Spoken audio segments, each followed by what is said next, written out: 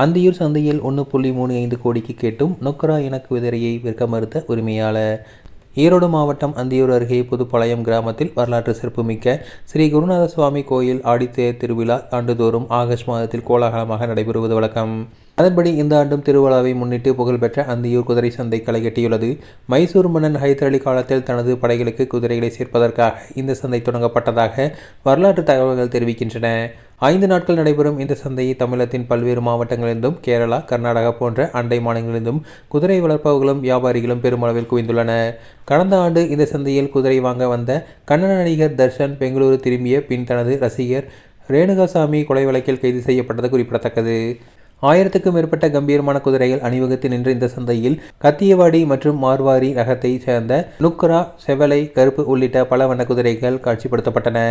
அதில் அந்தியூரைச் சேர்ந்த குதிரை வளர்ப்பாளர்களான கார்த்திகேயன் மற்றும் வெற்றிவேல் ஆகியோர் கொண்டு வந்த மார்வாரி இனத்தைச் சேர்ந்த நுக்ரா வெள்ளை நிற குதிரை அனைவரின் பார்வையும் வெகுவாக கவர்ந்தது.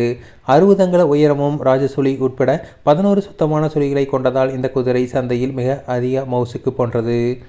இந்த குதிரைக்கு தன் உரிமையாளர் 1.5 கோடிக்கு விற்பனை நிலையம் செய்திருந்தனர். சந்தையில் வியாபாரி ஒருவர் அதிகபட்சமாக 1.35 கோடி வரை விரைவில் கேட்டும் 1.5 கோடிக்கு கிடைத்தால் மட்டுமே விற்போம் என உரிமையாளர் விற்க மறுத்துவிட்டதாக கூறப்படுகிறது.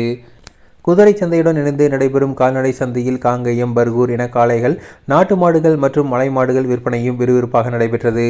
ஒரு ஜோடி காங்கேயம் மாடுகள் 1.5 லட்சம் வரை விலை பேசப்பட்டன. இடங்களும் இந்த சந்தையில் பார்வையாளர்களை கவர்ந்தன.